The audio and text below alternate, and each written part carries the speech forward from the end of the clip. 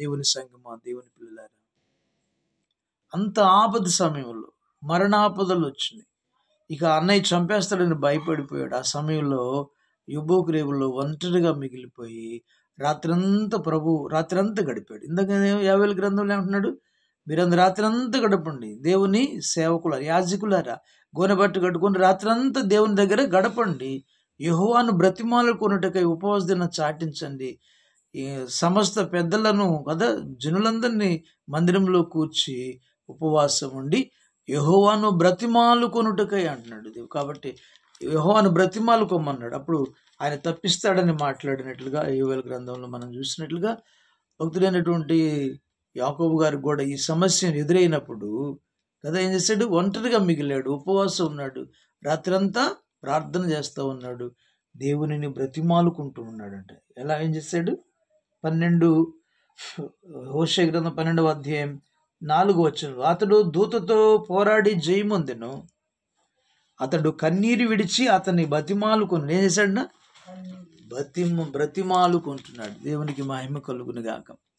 యెహోవాను బ్రతిమాలుకొనుటకై ఉపవాస దినమును చాటించండి, ప్రజలందరిని సమకూర్చండి, పెద్దలందరూ దేవుని మందిరంలో సమకూర్చి యెహోవాను బ్రతిమాలుకొనండి అని యోవేలు గ్రంథకర్త తెలియజేసినట్లుగా, తనకు సమస్య వచ్చినప్పుడు, మరణాపదలు వచ్చినప్పుడు, అన్నయ్య చంపుతాడని అర్థమైనప్పుడు అటు ఇటు పరిగెట్టకుండా, ఆ సహాయం ఈ సహాయం కోటం పరుగెట్టకుండా, తన మామ దగ్గరికి వెళ్ళలేదు, ఇంకొక బలాన్ని ఆశ్రయించలేదు, దేవుని పాదాలు పట్టుకొని దేవునిని బ్రతిమాలుకున్నాడు. అయ్యా అని బ్రతిమాలుకుంటున్నాడు, నాయన ఈ సమస్యను నన్ను తప్పించాయని యాకోబు దేవుని పాదాలు రాత్రంతా పట్టుకొని పెనుగులాడాడంట.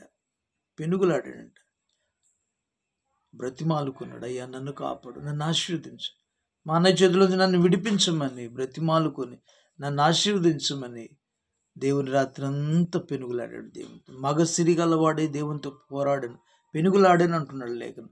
కాబట్టి దేవునిని బ్రతిమాలుకుంటున్నాడు. అయ్యా మా అన్నయ్య చంపేసే పరిస్థితికి వచ్చాడు, నా పిల్లలను చంపేస్తాడు, నా భార్యను చంపేస్తాడు, నా ఉన్న ఆస్తినంతా చంపేస్తాడు, నన్ను చంపేస్తాడు. అయ్యా నువ్వు వెళ్ళమన్నావు కదా, తండ్రి ఇంటికి వెళ్ళమన్నావు కదా, నేను తోడుగా ఉంటానన్నావు కదా, ఆశీర్వదిస్తానన్నావు కదా అని చెప్పేసి ప్రియులరా రాత్రి అంతా బ్రతిమాలుకుని, మనం కూడా మన సమస్యలను బట్టి మన పాపములను విడిచిపెట్టడానికి దేవుని దగ్గర ఉపవాస దినాన మొదటిగా ఏం చేయాలంట? దేవుని దేనికోసం బ్రతిమాలుకోవాలి? దేనికోసం బ్రతిమలాడుకోవాలి అంటే, మొదటిగా మన పాపములను బట్టి దేవుని బ్రతిమలాడుకో. అయ్యా నా పాపములు క్షమించే తెలియజేస్తున్నాను, నా పిల్లల పాపాలు క్షమించు, నా పితరుల పాపాలు, నా తల్లిదండ్రుల పాపాలు, అతని భార్య పాపాలు, సంఘ పాపాలు, దేశ పాపాల కోసం మనం దేవుని దగ్గర బ్రతిమలాడుకోవాలి. అయ్యా దేశం కోసం ప్రార్థించమన్నాడు. తిమోతి పత్రికలో కూడా పరిశుద్ధాత్మ దేవుడు మాట్లాడుతుంటాడు. 2వ అధ్యాయం 1వ వచనంలో అంటాడు కదా, ఏమంటున్నాడు? మీరు సుఖముగాను సంపూర్ణ భక్తియు మాన్యత కలిగి సుఖముగా నెమ్మదిగాను బ్రతకాలంటే కదా, అధికారుల కోసం, రాజుల కోసం కదా, ప్రధానుల కోసం, ప్రజలందరి కోసం ప్రార్థన, విజ్ఞాపనలు, యాచన చేయవలసిన వారమే ఉన్నారని పరిశుద్ధాత్మ దేవుడు తెలియజేస్తున్న మాటలు ప్రియులారా. కాబట్టి మనం కూడా దేవునిని బ్రతిమాలుకోవాలి, ప్రజలందరి కోసం ప్రార్థించాలి. మొదటిగా మన పాపముల కోసం దేవుని దగ్గర అయ్యా నన్ను క్షమించమని అడగాలి. ఇక నేను వెళ్ళనయ్యా అని పశ్చాత్తాపడలేదు. అతిక్రమ దాచిపెట్టుకుని వర్ధిల్లు కానీ ఒప్పుకొని విడిచిపెట్టేవాడు కనికరించబడతాడని మన పాపముల కోసం మనం దేవుని బ్రతిమాలుకోవాలి. దావీదు కూడా పాపం చేసినప్పుడు, దేవా నీ కృప చొప్పున నన్ను కరుణించము, నీ వాత్సల్య బాహుళ్యత చొప్పున నా అతిక్రమను తుడిచివే, నా పాపం పోనట్టు నన్ను బాగా కడుగయ్యా అని ప్రార్థన చేశాడు. నీ యొద్ద నుంచి నన్ను తీసివేయద్దే, నీ పరిశుద్ధాత్మ నా యొద్ద నుండి తీసివేయద్దు, నా శుద్ధ హృదయం కలుగు చేయని ఏడ్చి ప్రార్థన చేశాడు పిల్లలు. కాబట్టి మనం కూడా మొదటిగా ఏం చేయాలంట? తన పాపములను ఒప్పుకుంటూ దేవుని దగ్గర కనికరం కోసం ప్రార్థిస్తున్నాడు. నన్ను కడుగయ్యా అంటున్నాడు అలా. కాబట్టి మనం కూడా మన పాపముల కోసం దేవునిని బ్రతిమలాడుకో. అయ్యా నన్ను క్షమించమని, దావీదులా క్షమించమని మనం బ్రతిమలాడుకుంటే మన పాపాలు క్షమించబడతాయి. ఆయన యేసు రక్తం, యోహాను పత్రిక 1:7 ప్రకారం యేసు రక్తం ప్రతి నమ్మదగిన దేవుడు, ఆయన ప్రభు అయిన యేసుక్రీస్తు నమ్మదగిన దేవుడు. ఆయన రక్తం ప్రతి పాపం నుంచి మనల్ని పవిత్రులుగా చేయునని దేవుని లేఖనం ప్రకారం మనం చూస్తున్నాం ప్రియులారా. ఆయన ఎన్నడూ మన పాపములు జ్ఞాపకం చేసుకుంటుంట. కాబట్టి పాపముల గురించి విడుదలగా, పాపముల నుంచి, పాప శాపం నుంచి విడుదల పొందుకోవటానికి మనం ప్రభు పాదాల దగ్గర బ్రతిమాలుకోవాలి. అలానే రెండవది ఏంటంటే బ్రతిమాలుకోవాలి. భయం, కష్టం, నష్టం, శ్రమ ఇవన్నీ వచ్చినప్పుడు భక్తుడైన యాకోబు గారి లాగా మనం కూడా దేవుని పాదాలు పట్టుకొని బ్రతిమలాడుకున్నప్పుడు ఆయన ఆపద తప్పించాడా లేదా? అన్నయ్య నుంచి తప్పించాడు, మరణం నుండి తప్పించాడు, పిల్లలందరినీ కాపాడాడు.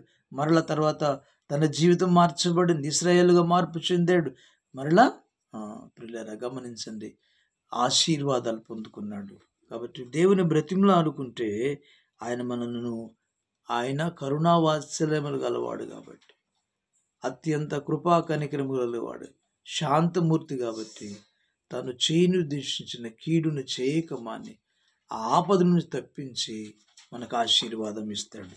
కాబట్టి అలాగా మనం ప్రభు సన్నిధిలో ఉపవాసం ఉండి కన్నీరు విడుచు దుఃఖించుచు మనోపూర్వకంగా ఆయన యొద్దకు మళ్ళుకోవాలి, ఆయన యొద్దకు రావాలి, ఆయన ఆశ్రయించాలి, ఆయన మొరపెట్టాలి, ఆయన బ్రతిమలాడుకోవాలి. అప్పుడు తప్పకుండా దేవుడు మనకు కృపను అనుగ్రహించి ఆపదల నుంచి తప్పిస్తాడు, కరువు ఖడ్గం నుంచి తప్పిస్తాడు, యుద్ధాల నుంచి తప్పిస్తాడు. కాబట్టి అలాంటి మనం మొరపెట్టేవారుగా ఉండాలని పరిశుద్ధాత్మ దేవుడు యోవేలు గ్రంథకర్త ద్వారా మనకి తెలియజేస్తున్నటువంటి మాటలు అవి. కాబట్టి దేవునిని బ్రతిమాలుకోవాలి. యాకోబు బ్రతిమలాడాడు. అర్థమైందా? యాకోబు మీకు అర్థం కావాలంటే ఆదికాండం 32వ అధ్యాయం అది, అక్కడ ఆయన బ్రతిమలాడినట్టుగా దేవుని గ్రంథంలో మనం చూస్తాం. యాకోబు ఇక్కడ 32:24లో మనం ఆయన దేవునితో పెనుగులాడిన విషయాలు ఆదికాండంలో ఉంటాయి. రెండవది ఇంకొకళ్ళు ఎవరు పరిశుద్ధ గ్రంథంలో మరొకరు బ్రతిమలాడిన విషయాలు మనం జ్ఞాపకం చేస్తాం. ఒక దినాన ఐగుప్తు నుంచి మోషే అహరోను నాయకత్వంలో ప్రజలను తీసుకుని వస్తున్నప్పుడు ఎర్ర సముద్రం దాటిన తర్వాత ప్రజలు ఏం చేశారంట, మోషే ప్రజలందరూ ఏం చేశారంట, దూడను చేసుకొని బంగారపు దూడను చేసుకొని, ఇదే మా దేవుడు మమ్మల్ని ఐగుప్తు నుంచి తీసుకొచ్చిన ఆయనేనని చెప్పేసి పండుగ ఆచరిస్తూ భయంకరంగా చేస్తూ ఉన్నారంట పిల్లలు. ఆ సమయంలో దేవుని కోపం ప్రజల మీదకి దిగి వచ్చింది. మోషేమో దేవుని సన్నిధిలో సీనాయి పర్వతం మీద ఆయన రమ్మంటే పర్వతం ఎక్కి ఆ పర్వతం మీద 40 రాత్రులు 40 పగళ్ళు ఉన్నారు. ఇన్ని రోజులు ఎవరు మోషే కనబడినందువలన వాళ్ళు ఇక మాకు ఈ మోషే ఏమయ్యాడో మాకు తెలియదు కాబట్టి మా కొరకు ఒక దేవతను చేయమన్నారు. అహరోను విషయంలో వాళ్ళందరూ బంగారం తీసుకొచ్చి ఆ అగ్నిలో వేసినప్పుడు అది దూడలాగా మారింది. ఆ దూడను వాళ్ళు ఆరాధిస్తూ పూజిస్తూ సేవిస్తున్నట్లుగా పండుగ ఆచరిస్తున్నట్లుగా దేవుని వాక్య భాగంలో మనం చూస్తాం. దేవునికి మహిమ కలుగును గాక. అలాగా చేస్తుంటే ప్రియులరా అనేక సార్లు ప్రజలు వాళ్ళకు కావలసిన అవసరతల కోసం శోధిస్తూనే ఉన్నారు. దేవుని కోపము ఇజ్రాయేల్ ప్రజల మీద రగులుకుంది, అవునా కదా? అలా రగులుకున్నప్పుడు మరి దేవుడు అంటున్నాడు, మోషే నువ్వు అడ్డు తప్పుకో, నేను వాళ్ళని చంపేస్తాను అంటున్నాడు. ఏమంటున్నాడమ్మా?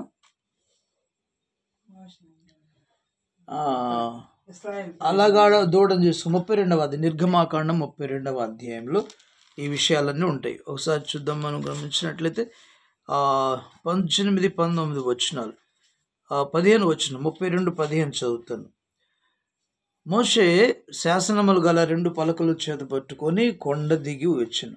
ఆ పలకలు ఇరు ప్రక్కలను రాయబడినవి, అవి ఈ ప్రక్కను ఆ ప్రక్కను రాయబడి ఉండేవి. ఆ పలకలు దేవుడు చేసినవి. ఆ పలకల మీద చెక్కబడిన రాత దేవుని చేరువాత. ఆ ప్రజలు పెద్ద కేకలు వేయుచుండగా యెహోషువ ఆ ధ్వని విని పాళెంలో యుద్ధ ధ్వని మోషేతో అనగా, అతడు అది జయధ్వని కాదు అపజయధ్వని, జయధ్వని కాదు అపజయధ్వని కాదు, సంగీత ధ్వని నాకు వినబడుచున్నదని. అతడు పాళెమునకు సమీపించగా ఆ దూడను వారు నాట్యమాడుటను చూచెను. అందుకు మోషే కోపం మండెను. అతడు కొండ దిగుకు తన చేతుల్లో ఉన్న ఆ పలకలను పడవేసి వాటిని పగలగొట్టాను. మరియు అతడు వారు చేసిన ఆ దూడను తీసుకొని అగ్నిలో కాల్చి పొడి చేసి నీళ్ల మీద చల్లి ఇశ్రాయేలు చేత దాన్ని త్రాగించెను. కాబట్టి ఈ రీతిగా వాళ్ళందరూ కూడా దూడను చేసుకొని ఇదే మా దేవుడు అని చెప్పేసి వాళ్ళు పాటలు పాడుతూ కేరింతలాడుతూ పండుగ చేస్తున్న సమయంలో మోషే వచ్చేసి ఆ పలకలను కోపంతో పడగొట్టేశాడు, పలకలను పడేసాడు, పగలగొట్టాడు. ఆ తర్వాత దాన్ని బూడిద చేసి వాళ్ళందరి త్రాగించాడు. ఆ తర్వాత ప్రియులారా ఇంకా గమనిస్తే 27 వచనంలో చాలా మందిని చంపించాడు కూడా మోషే. లేవీలు అతని పక్షాన్ని వచ్చినప్పుడు చాలా మందిని ఇక్కడ అంటున్నాడు చూడండి. ఆ దినం ప్రజలు ఇంచుమించు 3,000 మంది కూలిరు, 3,000 మంది చంపబడ్డారు. ఆ తర్వాత ఇంకా మనం గమనిస్తే ప్రియులారా 31 వచనంలో అప్పుడు మోషే యెహోవా యొద్దకు తిరిగి వెళ్ళి, అయ్యో ఈ ప్రజలు గొప్ప పాపం చేశారు. చూసారా, మధ్యలో బ్రతిమలాడుతున్నాడు ఇంక దేవుణ్ణి. ఈయన పొరపాటు చేశాడు. దేవుని దగ్గర నుంచి వచ్చి దేవుని సన్నిధిలో వచ్చి దేవుడు చేరువాత ద్వారా ఇచ్చిన చేతి దేవుని ఆజ్ఞల పలకలను కోపంతో పగలగొట్టాడు. అది తనకు తెలియకుండా సాతాను కలిగించినటువంటి గొప్ప పాపం అన్నమాట. ఆ తర్వాత వాళ్ళందరినీ కొంతమందిని లేవీలందరూ కలిసి వాటిని ఎవరైతే విగ్రహారాధన ప్రోత్సహించారో వాళ్ళందరినీ చంపేశారు. ఆ తర్వాత ఇంకా దేవుని దగ్గరికి వెళ్ళి ప్రార్థన చేస్తూ ఉన్నాడు.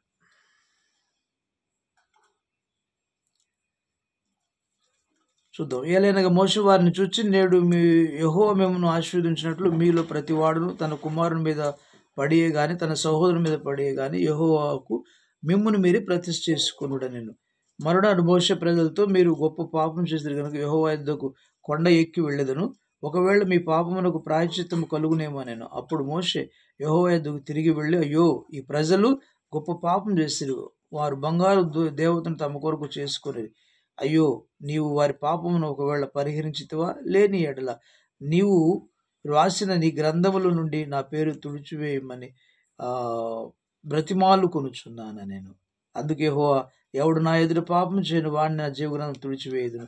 కాబట్టి నువ్వు వెళ్ళి నేను నీతో చెప్పిన చోటికి ప్రజలు నడిపించము. ఇదిగో నా దూత నీకు ముందుగా వెళ్ళు, నేను వచ్చు దినమున వారి పాపమును వారి మీదకి రప్పించదని మోషేతో చెప్పిన. అహరోను కల్పించిన దూడను ప్రజలు చేయించినందున యెహోవా వారిని బాధ పెట్టెను. వీళ్ళని గమనించండి. కాబట్టి ఏమంటున్నాడు మోషే దేవుని దగ్గరికి వెళ్ళి, అయ్యా ఈ ప్రజలు పాపం చేశారు, నిన్ను మరిచిపోయారు, దూడను తీసుకున్నారు, కాబట్టి వారి పాపమును పరిహరించమని దేవునిని బ్రతిమాలుకున్నాడు. దేవునికి మహిమ కలుగును గాక. అంటే మళ్ళీ కొండ మీదకి వెళ్ళాడు, ఉపవాసం ఉన్నాడు అన్నమాట. పలకలు తీసుకురావడానికే దాదాపుగా 40 రాత్రులు 40 పగలు ఆ సినాయి పర్వతం మీద ఉపవాసం ఉన్నాడు. మరలా కొండ ఎక్కి దేవుని దగ్గర ఉపవాసం ఉండి ఏం చేస్తున్నాడు, ప్రజల కోసం బ్రతిమలాడుతా ఉన్నాడు. అక్కడ యెబ్బోకు రేవులో యాకోబు ఎలాగ దేవునిని తన అవసరం కోసం తన ఆపద తప్పించుకోవడానికి ఉపవాసం ఉండి ఎలా బ్రతిమాలుకున్నాడు, అలానే మోషే కూడా తన ప్రజల కోసం సీనాయి పర్వతం మీద ఉపవాసం ఉండి ప్రజల కోసం బ్రతిమాలుడుతుంది, వారి ప్రాణం కోసం ఆ గ్రంథంలోంచి నా పేరు తుడిచివేయు, పాపం పరిహరించకపోతే అని దేవునిని బ్రతిమలాడు పిల్లలు. అప్పుడు దేవుడు కాపాడాడని అర్థం. దేవుని స్తోత్రం. ఈ రీతిగా అనేక అబ్రహాం బ్రతిమలాడాడు. సొదొమ గొమొర్రాలో పట్టణం నాశనం చేయడానికి దేవుడు వచ్చినప్పుడు కూడా లోతు సొదొమ పట్టణంలో ఉన్నాడండి, గొమొర్రా పట్టణాలలో ఉన్నాడు. లోతు కోసం ఏం చేశాడు, దేవునిని అయ్యా 50 మంది కాపాడవా, 40 మంది ఉంటే కాపాడవా, 35 మంది ఉంటే కాపాడవా అని చెప్పేసి, నీతిమంతులు ఉంటే కాపాడుతావని బ్రతిమలా ఆడుకుంటూ వచ్చాడు పిల్లలు. కాబట్టి ప్రభునందు ప్రభు అక్కడ ఆయన బ్రతిమలను వినలేదు, ఎవరు లేరు కాబట్టి ఇక ఆ పట్టణాన్ని కాల్చివేశాడు. అయితే బ్రతిమలాడినందువలన లోతును తన కుటుంబాన్ని దేవుడు కాపాడాడు ఆ ప్రళయం నుంచి. దేవునికి మహిమ కలుగును. కాబట్టి ప్రియులారా, భక్తులు బ్రతిమలాడిన ఉపవాసుని ప్రార్థించినప్పుడు దేవుడు ఆలకించి వారి మొరను ఆలకించి ప్రజలను కాపాడే దేవుడు. యాకోబును కాపాడాడు అన్నయ్య కోపం నుంచి, మరణం నుంచి.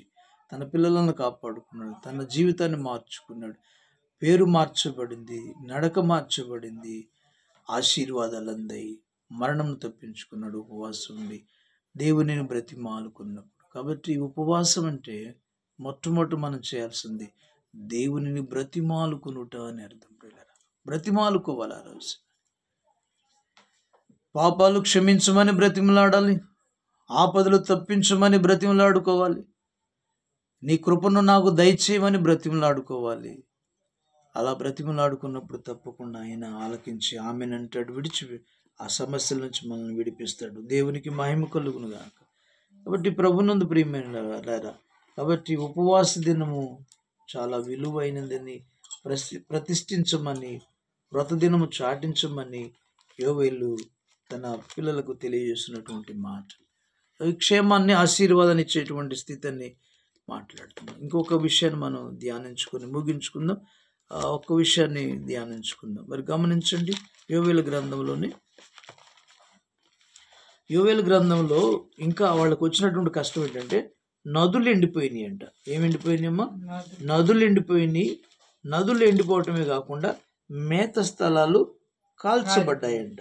20వ వచనంలో, నదులు ఎండిపోవటయు అగ్ని చేత మేత స్థలంలో కాలిపోవటయు చూచి పశువులు నీకు మొరపెట్టుచున్నవి. దేవునికి మహిమ కలుగునుగా. ఇంత కష్టం వస్తే యాజకులారా, మత్తులారా, ప్రజలారా, పెద్దలారా మందిరానికి వచ్చి ఉపవాస దినాన్ని చాటించి దేవుని బ్రతిమాలుకోండి, ఇప్పుడైనా ఉపవాసం ఉండి కన్నీరు విడిచు దుఃఖించు ఆయన యుద్ధకు రమ్మని ఆ దేవుడు పిలుపునిస్తుంటే ప్రజలు మాట వింటలేదు. కానీ ఈ కష్టమంతా చూసిన పశువులు దేవునికి మొరపెడతా ఉన్నాయంట. అంటే ఆత్మ కలిగిన వాడు, జ్ఞానం కలిగిన వాడు, వివేకం కలిగిన వాడు, దేవుని ఆత్మ కలిగిన మనిషి దేవుని మాటను వినలేకపోతా ఉన్నాడు. ఆయన పిలుపు వినలేకపోతున్నాడు, దేవునికి మొరపెట్టలేకపోతున్నాడు. అయితే ఈ కష్టాన్ని ఎరిగినటువంటి పశువులకి ఏమైందంట? మేత స్థలములు కాలిపోతూ ఉన్నాయంట. కాబట్టి పశువులు మొరపెడతా ఉన్నాయంట. అంటే ప్రియులారా గమనించండి, కాబట్టి పశువులు నీకు మొరపెట్టుచున్నవి. సమస్యను ఎరిగిన ఆత్మలేని, ప్రాణము దేహము మాత్రమే ఉన్నటువంటి పశువులు దేవుని యొక్క కోపాన్ని తెలుసుకొని దేవునికి మొరపెడుతున్నాయి. కానీ ప్రాణము, దేహము, ఆత్మ కలిగిన మనిషి, ఆత్మ అంటే శక్తి కలిగినది, ఆత్మ అంటే మరణం లేనిది, ఆత్మ అంటే జీవం కలిగిన, వివేకం కలిగిన, జ్ఞానం కలిగినది, మనకు జ్ఞానాన్ని ప్రబోధించేటువంటిది, జ్ఞాన మార్గం నడిపించేది, శక్తి కలిగినది అని అర్థం. ఆత్మగా వివేచన, జ్ఞానం, తెలివి అన్నీ ఇచ్చేది దేవుని ఆత్మ అని అర్థం పిల్లలు. అయితే ఆత్మ కలిగిన మనిషి ఉపవాసం ఉండి ప్రార్థన చేయలేకపోతున్నాడు అని అర్థం. కాబట్టి పశువులు మొరపెడుతున్నాయంట, ప్రభువా మమ్మల్ని కాపాడమని. మనం కూడా వివేకం కలిగి దేవునికి ఉపవాసం ఉండి మొరపెట్టే వీళ్ళు కష్టం వచ్చినప్పుడు మొరపెట్టే పిల్లలుగా ఉండాలని దేవుడు కోరుకుంటున్నాడు. దేవునికి మహిమ కలుగునుగాక. దేవునికి మహిమ కలుగును. ఇక 2 విషయాలు వచనాలు చూపించి ముగిస్తాను. పశువులు మొరపెడుతున్నాయి. ఆ తర్వాత రాళ్లలో ఉన్నటువంటి, గోడల్లో ఉన్న రాళ్ళు మొరపెడుతున్నాయంట. గమనించుదామా? యాకోబు పత్రిక, పని చేసి వెళ్ళాడంట, పనివానికి జీతాన్ని ఇవ్వలేదంట. వాళ్ళు ఎగ్గొట్టారంట యజమానులు కానీ, పని చేయించుకున్న ఇంటివాడు కానీ అట కూలి ఇవ్వలేదంట. కూలి ఇవ్వకపోతే ఏం చేస్తుందంట? చూద్దాం. కూలి మొరపెట్టుచున్నదంట. యాకోబు పత్రిక 5వ అధ్యాయము,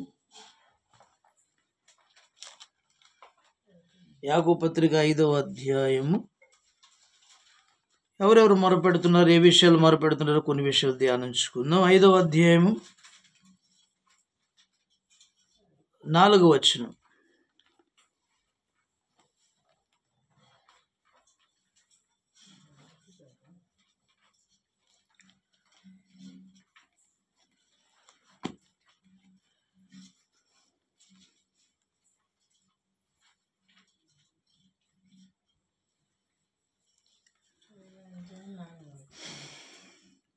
ఇదిగో మీ చేలు కోసిన పనివారికి ఇక మీరు మోసముగా బిగబట్టిన కూలి మొరపెట్టుచున్నది. దేవునికి మహిమ కలుగును గాక. చూసారంట వీళ్ళు ఏం చేశారంట, ధనవంతులంట. ఇక్కడ మాట్లాడుతూ ఉన్నాడు, మీ మీదకి వచ్చేటి ఉపద్రవ ప్రలాపించి ఏడుడి, మీ ధనము చెడిపోయి మీ వస్త్రములు చిమ్మటలు కొట్టిన వాయను, మీ బంగారమును మీ వెండియు తుప్పు పట్టినవి, వాటి తుప్పు మీ మీద సాక్ష్యముగా ఉండి అగ్ని వల్ల మీ శరీరము తినివేయును. అంత్య దినములందు ధనమును కూర్చుకుంటురి. ఎలా కూర్చుకున్నారంటే వీళ్ళు, కూలివానికి మీరు చేలు కోసిన పనివానికి ఇక మేము మోసంగా బిగబట్టిన కూలి మొరపెడుతున్నారు. దేవునికి మహిమ కలుగును గాక. స్తోత్రం చెప్దాం. హల్లెలూయా. కాబట్టి మనము కూడా యజమానులు కూలికి వచ్చిన వారి కూలి ఏ దినం ఆ దినం ఇవ్వమని పరిశుద్ధ ధర్మశాస్త్ర గ్రంథంలో దేవుడు ఆజ్ఞ ఇచ్చాడు. వాడు మరలా సాయంత్రానికి పస్తు పడుకుంటాడేమో, ఆ కూలిని ఇవ్వమని పరిశుద్ధ గ్రంథంలో లేవి కాండంలోను నిర్గమ సంఖ్యాకాండంలోనూ ఉంది పిల్లలు. కాబట్టి వీళ్ళు పని చేయించుకున్నారంటే కానీ, చేలు కోయించుకున్నారంటే కానీ కూలి ఇవ్వలేదంట. కాబట్టి కూలివాన్ని బిగబట్టిన కూలి మారపెడుతుందంట వీళ్ళరా. కాబట్టి మనం జాగ్రత్తగా ఉండాలి. యజమానులు బీదలైన వారికి కూలి వాళ్ళకి కూలి తప్పకుండా ఇవ్వాలి. దేవునికి మహిమ కలుగును గాక. ఇక మనం గమనిస్తే కూలి మొరపెట్టడం అంటే గలతీలు రాసిన పత్రికలు అంటాడు, గలతీలకు రాసిన పత్రికలో కూలి మొరపెడుతుందని మాట్లాడిన మాటల ప్రకారం గలతీలకు రాసిన పత్రికలో ఒక మాట పౌలు గారు గలతీ సంఘానికి రాస్తున్నాడు. ఒకసారి చూద్దాం. 6వ అధ్యాయము 6వ వచనం. వాక్యోపదేశం పొందినవాడు మంచి పదార్థ భాగం ఇవ్వలను, మోసపోకుడి, దేవుడు విక్రింపబడు, మనుషుడు ఏమి పంట విత్తును ఆ పంటనే కొయ్యాలనగా శరీరేచ్ఛలు బట్టి విత్తువాడు తన శరీరం నుండి క్షేమైన పంటను కోయును, ఆత్మను బట్టి విత్తువాడు ఆత్మను నిత్య జీవాన్ని పంట కోయును. మనము మేలు చేయటి యందు విసుకకు ఉందము, అలయక మేలు చేసేదమే తగిన కాలమందు పంట కోయుదము. దేవునికి మహిమ కలుగును గాక. కాబట్టి ప్రియులరా, కూలివాని కూలి అని ఇక్కడ మాట్లాడుతున్నాడు. ఉపదేశం పొందువాడు తప్పకుండా ఉపదేశించే వానికి భాగం ఇవ్వాలి. ఇవ్వకుండా ఉంటే ఆ కూలి కూడా మొరపెట్టుద్దని అర్థం ప్రియులరా.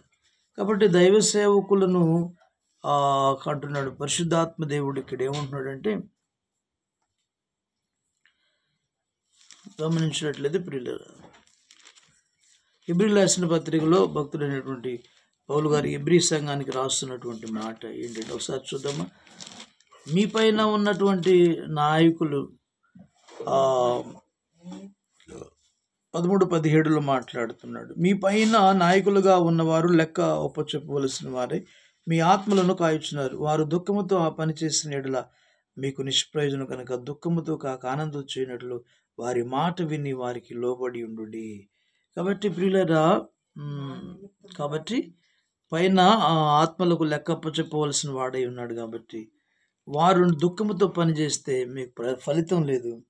వాడు సంతోషంగా చేయనట్లు ఆనందంతో చేయనట్లుగా వారి మాట వినమని లోబడి ఉండమని. లోబడి ఉండటం కూడా ఒక కూలి అని అర్థం. ఒకటి భాగం ఇవ్వాలి. ఉపదేశం పొందువాడు ఉపదేశించేవానికి మంచి పదార్థంలో భాగం ఇవ్వాలి. అది కూలి అని అర్థం పిల్లలు. ఇక్కడ కూడా వాళ్ళు సంతోషంగా పనిచేసే బిడ్డలుగా ఉండాలని, మనం వారికి లోబడి ఉండాలని సంఘం పరిశుద్ధాత్ముడు తెలియజేస్తూ ఉన్నాడు. కాబట్టి పనిచేయవానికి జీతము రుణం కాదంటాడు. ఒకసారి ఒక చోట ప్రియులను ఒకసారి చూపిస్తాను. కొరింథీ పత్రికలో అనుకుంటాను, ఒకసారి వెళదాం.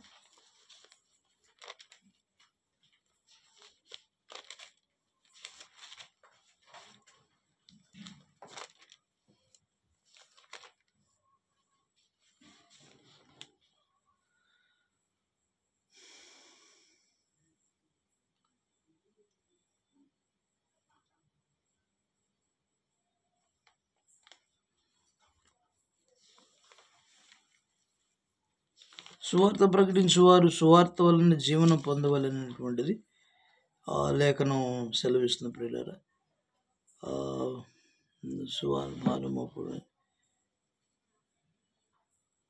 అసువార్త వలన ఇక్కడ 9వ అధ్యాయం 14వ వచనం. సువార్త ప్రకటించువారు సువార్త వలన జీవింపవలన ప్రభు నియమించున్నాడు. ఆలయ కృత్యములు జరిగించువారు ఆలయం వలన జీవనం చేయుచున్నారని బలిపీఠం వద్ద కనిపెట్టుకుంటూ వారు బలిపీఠంతో పాలువారై ఉన్నారని మీరు ఎరుగరా? అలాగున సువార్త ప్రకటించు వారు సువార్త వలన జీవింపవలని ప్రభు నియమించున్నాడు. సువార్త ప్రకటించడం వల్ల మనం దీని అర్థం బాగుంది. సువార్త వల్ల జీవించాలి కాబట్టి వాళ్ళకి ఇవ్వాల్సిన భాగం మనం ప్రభు దగ్గరికి తీసుకురావాలని అర్థం ప్రియులారా. అలా తీసుకురాకపోతే ఈ పని వాళ్ళు చేసే కూలి దేవునికి కూడా మరుపెట్టుద్ది. కాబట్టి ఆయనకి తీసుకురావాల్సినటువంటి ప్రథమ ఫలాలు కానీ, దశమ భాగం కానీ, కృతజ్ఞత కానుకలు కానీ, ప్రతిష్టార్పణ, మొక్కుబడి కానుకలు, మందిరానికి తీసుకురావాల్సిన దశమ భాగం మందిరపు నిధిగా ఉంచాల్సిన మీరు ఆయన ఇవ్వకుండా, ఆ పని వాళ్ళకి కూలి ఇవ్వకుండా మీరు చేయించుకుంటే ఆ కూలి దేవునికి కూడా మొరపెట్టుద్ది. ఆ మొరపెడితే దేవునికి శిక్షకు పాత్రులు అవుతారు, దేవునికి మహిమ కలుగును. కాబట్టి కూలి మొరపెడుతున్నది. రెండో విషయం మరొకసారి గమనించుదాం. కూలి మొరపెట్టు. మూడో విషయాన్ని గమనించుదాం ప్రియులరా. ఆదికాండము 4వ అధ్యాయం. ఆదికాండము 4వ అధ్యాయంలో మరొకరు మొరపెడుతున్నారు. ఒకసారి చూద్దాం. 4వ అధ్యాయము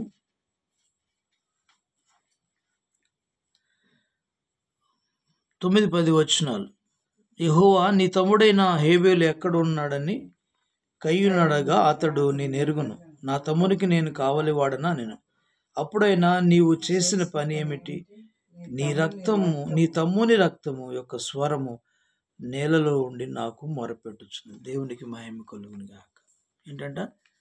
ఏంటంట రక్తము మొరపెడుతుందంట. రక్తము మొరపెడుతుందంట. దేవునికి మహిమ కలుగును గాక. ఏం చేస్తుంది రక్తం? ఏంటంటే ఎందుకు ఎలా మొరపెడుతుంది రక్తం కదా? తన మొదటి మానవులైన ఆదాము అవ్వలకు దేవుడిచ్చినటువంటి ప్రథమ సంతానం కయ్యూను, రెండవ సంతానం హేబేలు. అయితే హేబేలేమో గొర్రెల కాపరి, కయ్యూనేమో ఏంటంట సేద్యం, వ్యవసాయం చేసేటువంటి వాడు. వీళ్ళిద్దరు ఒక దినాన దేవుని సన్నిధికి ఏం తీసుకొచ్చారు? దేవుని సన్నిధికి అర్పణలు తీసుకొచ్చారు అనమాట. అర్పణలు తీసుకొచ్చినప్పుడు ప్రియులరా, కయ్యూనేమో తన తీసుకొచ్చినటువంటి పంటలు కొన్ని తీసుకొచ్చి బలిపీఠం మీద పెట్టాడు. హేబేలేమో శ్రేష్టమైన పొట్టెల్లోంచి ప్రథమమైన వాటిని తీసుకొచ్చి బలి అర్పించి బలిపీఠం మీద పెట్టాడు. అయితే హేబేలు అర్పణను దేవుడు అంగీకరించాడు, కయ్యూను అర్పణ దేవుడు అంగీకరించలేదు. కారణం తను మంచి మనసుతో అర్పించలేదు. హేబేలేమో మంచి మనసుతో మందలోకి వెళ్ళాడు, బలమైన వాటిని వెతికాడు. బలమైన వాటిలో మళ్ళీ ప్రథమమైన వాటిని కూడా వెతికి ఆ ప్రథమమైన వాటిని బలిగా ఇచ్చాడు. కాబట్టి మంచి మనసు ఇచ్చాడు. కాబట్టి హేబేలు అర్పణ దేవుడు అంగీకరించాడు, కయ్యూను అర్పణను దేవుడు అంగీకరించాడు. అంగీకరించాడు అనడానికి ఎలాగా అంగీకరించడం అర్థమవుతుందంటే, ఆకాశం నుంచి అగ్ని వచ్చి బలిపీఠం మీద ఉన్నటువంటి బలి పశువులను దహించి వేశాడు. అలాగా ఆయన ఆస్వాదించాడు, అంగీకరించాడు. అప్పుడు తమ్ముని మీద కోపగించుకున్నాడు కయ్యూను. ఒక దినాన ప్రియులరా తమ్ముని పొలములో చంపేశాడు.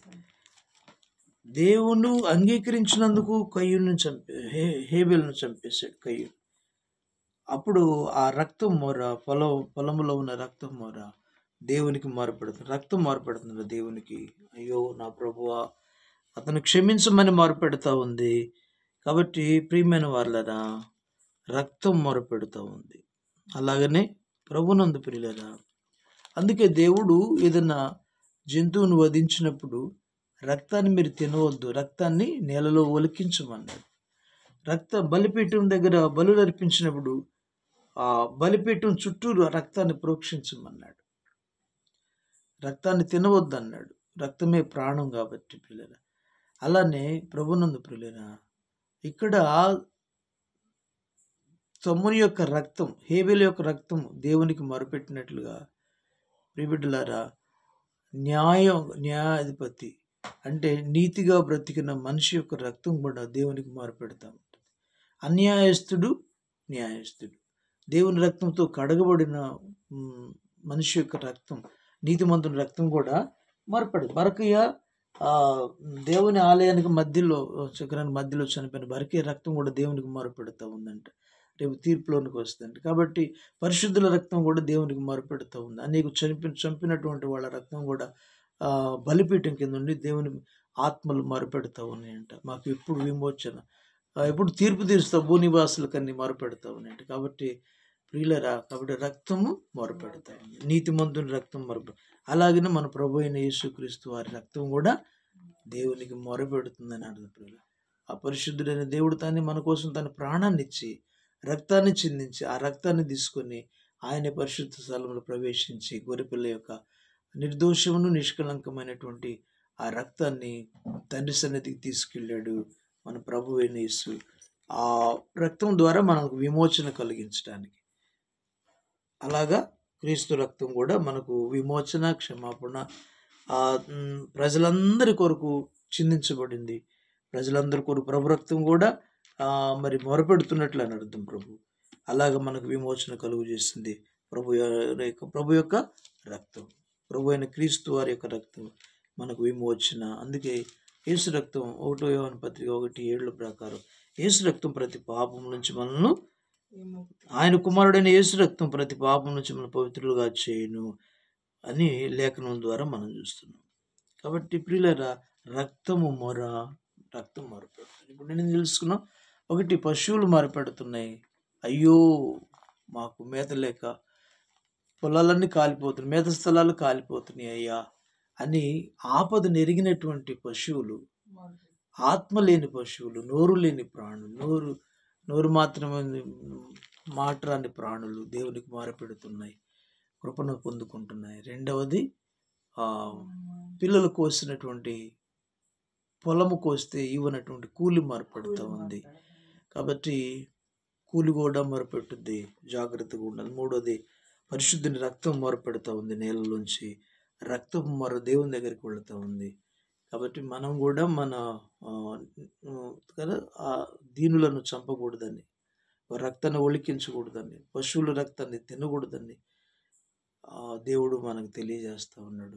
నీతిమంతుల రక్తం దేవునికి మొరపెట్టుద్దని, వారి కష్టం వాళ్ళని చంపినా దేవుని రక్తం దేవునికి మొరపెట్టుద్దని తెలుసుకొని జాగ్రత్తగా ఉండాలని హెచ్చరిస్తున్నాడు. క్రీస్తు రక్తం మనల్ని విమోచించినట్లుగా రక్తానికి విలువనిచ్చాడు. పశువుకు రక్తం రాసినప్పుడు ఆ సంహారకుడు రాకుండా కాపాడినట్లుగా దేవుని లేఖనాల్లో మనం చూస్తాం. రక్తం మనకు విమోచన కలుగు చేస్తూ ఉంది. దేవునికి మహిమ కలుగును గాక. 4వ విషయాన్ని గమనిద్దాం. ఎన్ని కనుక్కున్నాం? ఒకటి, పశువులు మొరపెడుతున్నాయి. రెండవది, కూలి మొరపెడుతుంది. 4వది, రక్తం మొరపెడుతుంది. 5వది కూడా మనం గమనించదు. 5వ విషయం గమనించండి.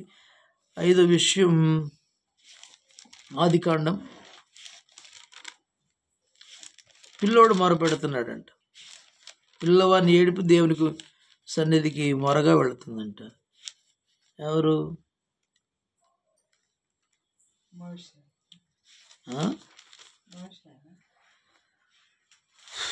21 ఆదికాండం 21 అధ్యాయం. ఆదికాండం 21 అధ్యాయం.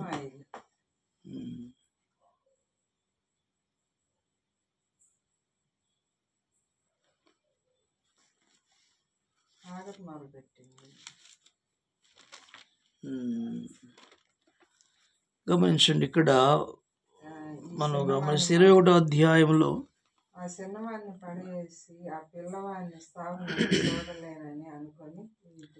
వచనం, ఈ పిల్లవాని చావు నేను చూడలేను అనుకొని వింటి వేత దూరం వెళ్ళి అతనికి ఎదురుగా కూర్చుండి, ఆమె ఎదురుగా కూర్చుండి ఎలుగెత్తి ఏడ్చాడు. దేవుడు ఆ చిన్నవాని మొర వినెను. దేవుని దూతను ఆకాశం నుండి హాగరును పిలిచి, అప్పుడు దేవుని దూత ఆకాశం నుండి హాగరును పిలిచి, హాగరు, నీకేమి వచ్చినది? భయపడకము. ఆ చిన్నవాడున్న చోటు దేవుడు వాని స్వరం విని ఉన్నాడు. నీవు లేచి వాని చిన్నవాని లేవనెత్తి నీ చేత పట్టుకొను, వాని గొప్ప జనముగా చేసేదని ఆమెతో అనెను. మరియు దేవుడు ఆమె కన్నులు తెరిచినందున ఆమె నీళ్ల ఊట చూచి వెళ్ళి ఆ తిత్తిని నీళ్లతో నింపి చిన్నవానికి త్రాగనిచ్చెను. దేవుడు ఆ చిన్నవానికి తోడై ఉండెను. అతడు పెరిగి పెద్దవాడై అరణ్యములో కాపురముండి విలుకాడుగా అయ్యెను. అతడు పారాను అరణ్యములో ఉన్నప్పుడు దేవునికి మహిమ కలుగునుగాక. క్రీస్తునందు ప్రియమైన దేవుని పిల్లలు,